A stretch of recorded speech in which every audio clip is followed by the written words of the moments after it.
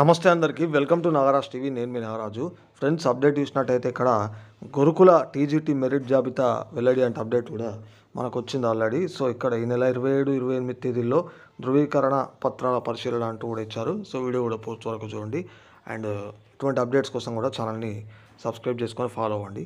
సంక్షేమ గురుకులాల్లో 4006 trained graduate teacher TGT పోస్టులకు నిర్వహించిన రాత పరీక్షలో ప్రతిభ ఆధారంగా ఇక్కడ 1:2 నిష్పత్తిలో మెరిట్ జాబితాలను గురుకుల నియామక బోర్డు ప్రకటించిందంటూ ఇవ్వడం జరిగింది. 1:2కు సంబంధించి ఆ జాబితాలోని అభ్యర్థులకు 27, 28 తేదీల్లో ధృవీకరణ పత్రాల పరిశీలన చేపట్టనుంది అంటూ కూడా ఇక్కడ ఇవ్వడం అయితే జరిగింది. సో మీరు ఒకసారి వీటికి సంబంధించి కూడా చెక్ చేసుకోండి. వెయిట్ చేస్తున్న వాళ్ళు సబ్జెక్టుల వారీగా మెరిట్ జాబితాలను ఎంపికైన అభ్యర్థుల వివరాలు ధృవీకరణ పత్రాల పరిశీలన షెడ్యూల్ను బోర్డు వెబ్సైట్లో పొందుపరిచింది.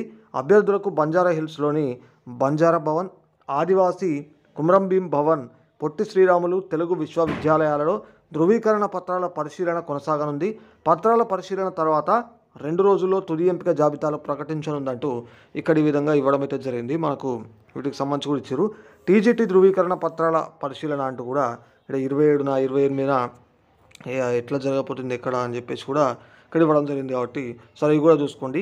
అండ్ ఇక వైద్య పరీక్షల నివేదికల ఆలస్యంతో అంటూ కూడా సంక్షేమ గురుకులాల్లో 2717 జూనియర్ డిగ్రీ లెక్చరర్ పోస్టుల తుది ఎంపిక ఫలితాలు ఆదివారం వెల్లడించాలని గురుకుల బోర్డు భావించినప్పటికీ సాంకేతిక కారణాలతో వాయిదా వేసింది.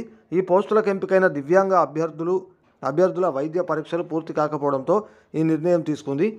ఆదివారం వైద్య పరీక్షలు నిర్వహించిన వారిలో కొందరిని మెడికల్ బోర్డుకు వైద్యారోగ్య శాఖ సిఫారసు చేసింది. బోర్డు సోమవారం మరోసారి వైద్య పరీక్షలు నిర్వహించనుంది.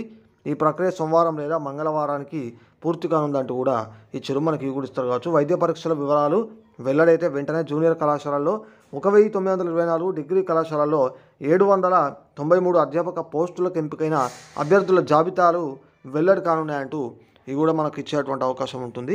సో ఇది అప్డేట్ ఓవరాల్గా మిత్రులారా. సో ఫాలో అవుతుండండి నాగరాజ్ టీవీ.